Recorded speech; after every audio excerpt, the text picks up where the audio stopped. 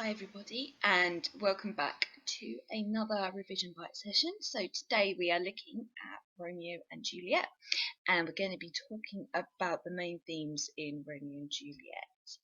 So to start with, the kind of obvious one for Romeo and Juliet, we're going to be talking about the theme of love.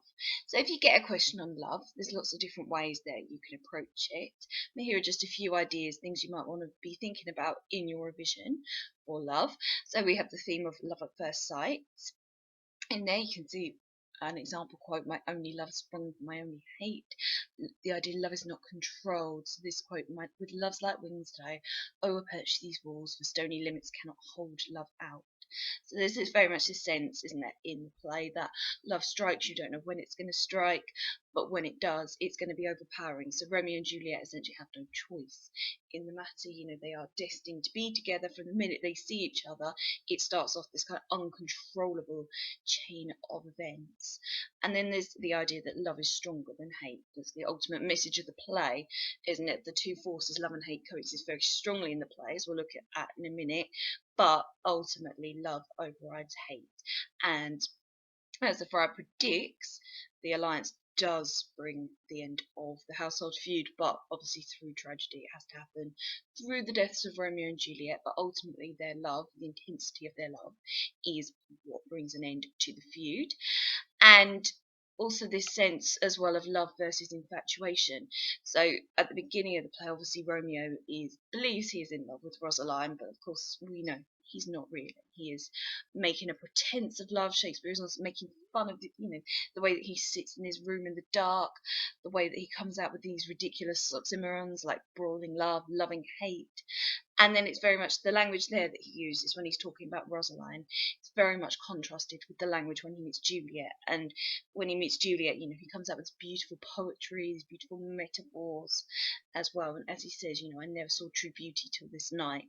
So he realizes at the moment that he sees Juliet that everything up till then has been essentially a lie. He's been pretending, he's been infatuated, but not actually in love up until this moment. Okay, next theme then, as I say, with love in the play, very, very strongly comes the theme of hate as well.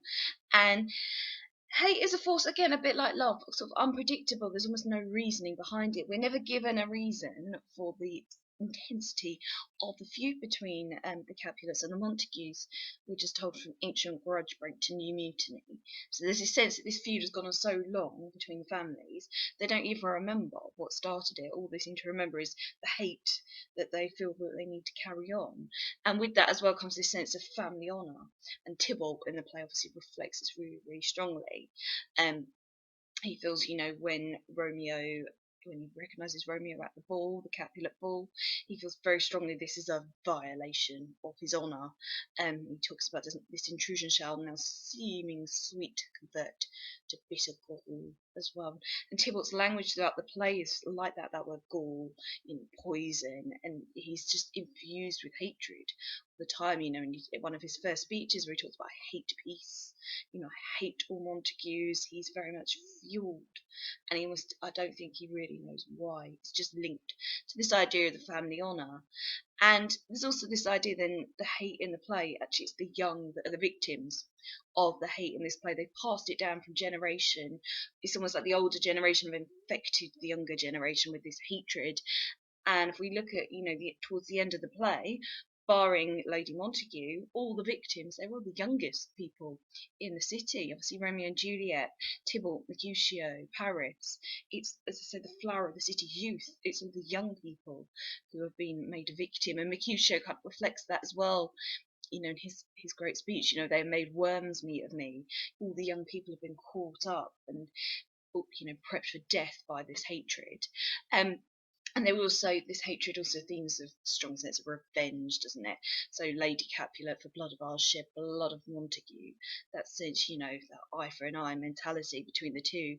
One of the houses is wronged, therefore it's got to be balanced and repaid. So hate is there, in the play equally with love, and they sort of intertwine. And again, thinking back to that quote from Juliet, "My only love sprung from my only hate," she's recognizing the irony of how strongly these two forces are connected and fueling each other throughout the play. And ultimately at the end is going to take tragedy in order for love to finally win out over hatred. So linking in with that is another key theme in the play is the idea of fate. So right from the beginning, I mean, we're told the ending of the play in the first few minutes in the prologue, which is a bit of a strange device, and Shakespeare doesn't really use that anywhere else. It seems very strange to tell your audience what's about to happen before they've seen it, giving away, the ultimate spoiler, essentially. But um, what it does show helps us understand we are seeing something that is destined to happen. Again, coming back to the idea of control, this is not something that the characters control in it. So they are Romeo and Juliet are star-crossed lovers. It's been written from the very beginning that this is going to happen to them. And there's lots of foreshadowing, references to fate throughout the rest of the play. The consequence hanging in the stars, ill divining soul, very much again, they have no choice. And even like Friar Lawrence, he talks about these violent delights have violent ends. Things that have begun in violence are going to end in violence as well. It's preordained that this is the way that the play is going to work out itself out in the end. Another key thing you might get an exam question on is family, and particularly we don't see so much of the Montague family. We do get a little bit at the beginning when they're worried about Romeo, they're worried about the way he's behaving. We also get a reference at the end of the play, say to poor Lady Montague, who died after Romeo was banished, died of a broken heart as well. So we get a little insight into the Montague, but it is predominantly the Capulets that we get the biggest insight into, and particularly relationship between Capulet and Juliet as well, and also a relationship with her mother. So Capulet and Juliet have quite a strange relationship. They, at the beginning of the play, Capulet seems very certain that he is going to honour Juliet's wishes in terms of who she wants to marry, that, my will to her consent is but a part. And for an Elizabethan audience, that would be a very strange thing for a father to say, because actually the father was seen to be, really 100%. It's not but a part, it was the whole.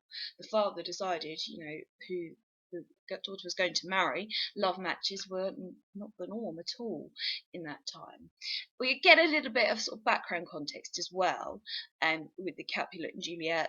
The earth has swallowed all my hopes but she. So we know that all the other Capulet children have died. Juliet is the last one remaining. And later on in the play, obviously Tybalt dies as well, and Tybalt was his heir.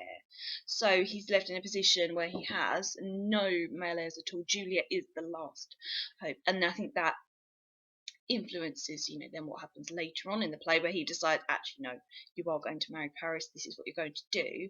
And we realise that all these things about saying my will to her consent is but a part, as we suspected, is not really the case. Juliet doesn't actually have the right to say no to her father. And then Lady Capulet and Juliet, we again don't get many scenes of those two alone together, but when we do, there's a lack of, definitely feels a lack of definitely coldness, a lack of maternal feeling there. And we will talk more about the nurse in a minute, but it's worth thinking about, the context of the play, that Juliet's nurse was hired as a wet nurse, and that meant in Elizabethan times, if rich ladies didn't breastfeed their own children, it was seen as not proper. And also they believed in those days, wrongly actually, that you would lose your figure and you wouldn't be able to get your figure back from pregnancy if you breastfed. So that's why they hired these wet nurses to come in and do it. So that's what Juliet's nurse was originally, there as a wet nurse. So you could argue that straight from the beginning, that more biological connection between Juliet and the nurse, and that do we see that then sort of filter through in their relationship in the rest of the play. Lady Capulet, she tries to talk to Juliet about marrying Paris. She's very brief, very blunt. Let's speak briefly. Can you like a Paris's love? She's come to talk to Juliet, but she's not actually really interested at that moment in listening to what Juliet has to say. And linked in with that then, it's the theme of patriarchy. So Juliet, as I say, Juliet has to obey her father. They are in a patriarchal society. That means a society where the men make the rules. And, Juliet's father talks about having delivered to her our decree. It's a decree that she needs to marry Paris. And we see what happens when she says that she won't. And Capulet says, well, you'll be thrown out into the streets. He's perfectly within his rights to do that in Elizabethan society as well. And Lady Capulet has no power to intervene in that. She turns very, very coldly on Juliet, I've done with thee. But Lady Capulet is as much sort of caught up in the patriarchy as Juliet. We know Lady Capulet was married at the same age as Juliet is now, when she was married. We get the sense their relationship probably is not a happy one, something particularly fulfilled as well. So, and I think there's a sense that, Lady Capulet feels like she played by all the rules of patriarchy. She did what she had to. Therefore, she can't countenance the idea that Juliet wouldn't either. It was just what you did in those times. And finally, last thing to think about for today's friendship, again in the play. So they have like Romeo and Mercutio, obviously their bond between them, the intensity, the fact that Romeo is so overcome with grief when Mercutio dies that he loses all sense of proportional sense of consequences in murdering Tybalt as well. We get, sense of Romeo and Benvolio as well. Close relationship there. I always feel feel a bit sorry for Benvolio because he's the peacemaker. He wants to be the peacemaker so badly, and yet he's always there whenever there is fighting. At any point in the play, it always ends up being Benvolio who's there. So he's desperate to avoid the fighting, and yet he ends up caught up in it as well. But I think Benvolio does come from a place of caring. He cares about his friends. He doesn't want to put the prince to the test in terms of the things he's been threatening. As I mentioned, obviously Juliet and the nurse as well. And the nurse can be, very protective of Juliet. So, for example, when she goes to see Romeo to arrange the details of the wedding, she's concerned, quite rightly, is concerned whether Romeo is actually genuine in this. And she says, if you shall lead her in a fool's paradise, as they say, it were a very gross kind of behaviour. So she's looking out for the interests of Juliet as well. And then we have Romeo and Friar Lawrence as well. And Friar Lawrence can be more sort of paternal towards Romeo, in a sense. He does looks out for Romeo, wants his best interests at heart, I think, as well. So that's another friendship that runs throughout the play.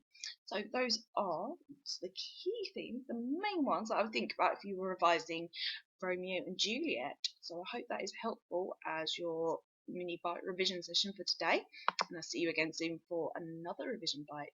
Bye.